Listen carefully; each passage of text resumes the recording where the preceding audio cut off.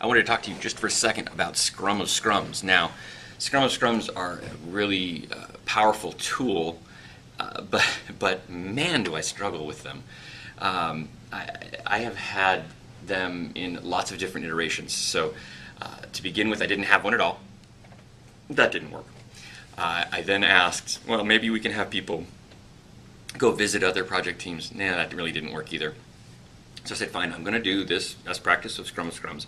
And I had a daily Scrum of Scrums where we talked about the same questions that we do in the regular Scrum, just like Ken Schwaber says to do in his book. And I've heard all over other people doing, and I've done it at different times. Then people go, this is a complete waste of time, let's scratch the Scrum of Scrums. And so we scratch the Scrum of Scrums because, I'm not going to force somebody to do something that they think isn't working right.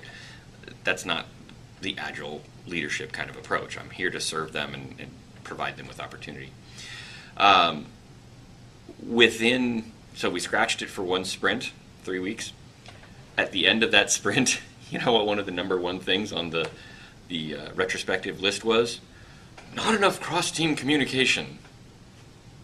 Duh. This is why we do the Scrum of Scrums.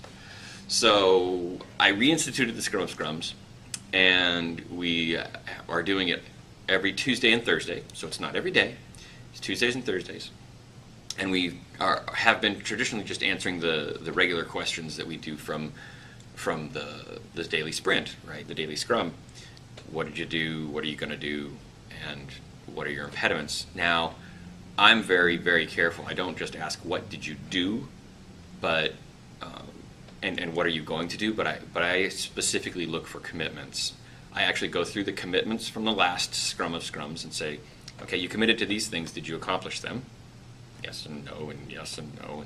And what are you committing to get done by the next Scrum of Scrums? Your team committing to get done by the next Scrum of Scrums.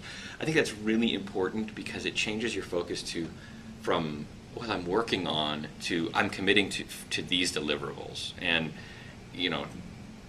Agile is very deliverables focused, so that's what we want to do. We want to focus on those deliverables and getting things done. Now, that being and of course we focus on the impediments in that. That being said, I've talked with some of my lead developers and Scrum Masters, and I'm thinking of changing the Scrum of Scrums approach and not asking just the traditional 3 questions because it's not really very interesting. If they were on the same team and working really closely to build one thing that's really tightly integrated, then this would be really an important question. However, we're building an architecture that stretches long. It's not compact. And so their touch points are very small as opposed to being highly integrated teams. So they really don't need to know what the other team is working on or has done or is going to work on. But really they need to know more about probably more environment issues. They need to know what the blockers are that the team is running into, what the dependencies are that, hey, I need that from you before this next thing happens. So I'm going to change it. I'm going to try it tomorrow at the next Scrum of Scrums, and I'll let you know how it turns out. I want to talk with the team and ask them, okay, what kinds of questions do we need to be asking here to make this the most valuable time for you? It's a 15-minute meeting, or it should be, so I want to make that intense and high value. So what can we ask that's going to get to the root of the cross-team communication that needs to happen? And it's going to be impediments, but it's going to be these other things as well. What other things with Scrum of Scrums? Daily. Yeah, I've tried emails before. You absolutely need a Scrum of Scrums when you're doing a big project like this. It's imperative because you have so much communication, and you will get that, we don't know what they're doing, or this person put something into the environment and it broke my thing, and that actually happened to us that week after we stopped doing Scrum of Scrums. It just happened right away.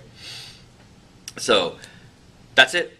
I want to explore new opportunities with Scrum of Scrums and how to make it the most effective time that my Scrum Masters can spend together, so they can communicate together clearly and remove impediments and have clear cross-team communications. Thanks.